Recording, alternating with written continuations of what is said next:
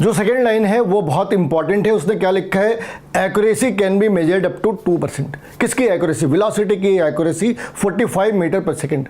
It means there is the uncertainty of 98%। It's 45 multiplied by 98% because it's uncertainty that we are going to use in the uncertainty principle. तो uncertainty principle के अंदर अगर तुमने इसे place करा तो delta x multiplied by delta p should be nearly equal to h by 4 पाई और h/2 और h बाई 4 पाई।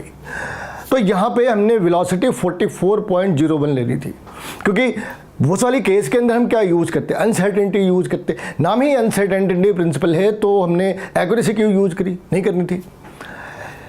तुम देखो कि जितने भी PYQI हैं उन सब में कुछ ऐसे ही वर्ड यूज़ करते हैं। वहाँ पे कम ही लिखा होता है कि अनसर्टेनिटी इतनी है, जबकि जो फॉर्मूले है उसके अंदर क्लासिफाई कर रखा है। Delta X means uncertainty in the position और delta V means uncertainty in the velocity. अब ये जो अनसर्टेनिटी का मैटर है ये सॉल्व कैसे करें? एक्यूरेसी लिखा है, हमने कुछ और चीज़ें ले रखी है। तो टेक्निकली क्या है, यहाँ पे ये जो वर्ड है, ये जो टर्मिनोलॉजी यूज करी, ये गलत है, ये गलत है।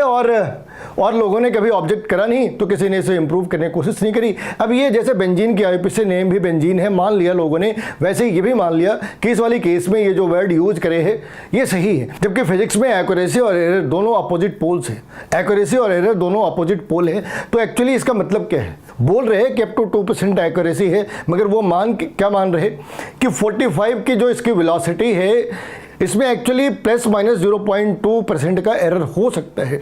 वो एरर कितनी है? 0.9 मीटर पर सेकेंड। तो 0.9 मीटर ऐड कर दे या सब्सट्रैक्ट कर दे। तो हाइजेनबर्ग प्रिंसिपल के अंदर हमने वेलोसिटी नहीं लेनी है, अनसर्टेनिटी इन वेलोसिटी लेनी है।